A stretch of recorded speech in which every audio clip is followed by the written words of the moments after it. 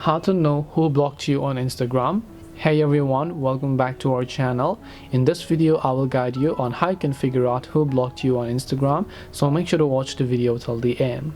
Now if you want to find out who has blocked you on Instagram, there isn't a direct way, because Instagram is not going to notify you if someone blocked you or saying that this user has blocked you.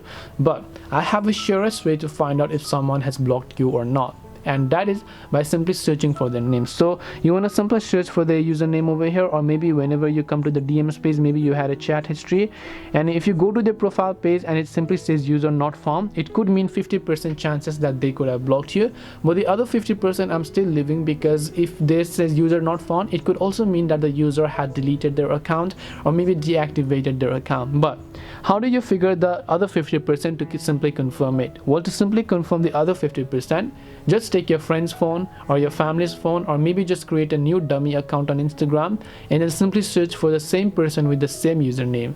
And if their name or their profile does show up in the other accounts that you created and not in your main account, it is 100% sure that they have blocked you on your main account.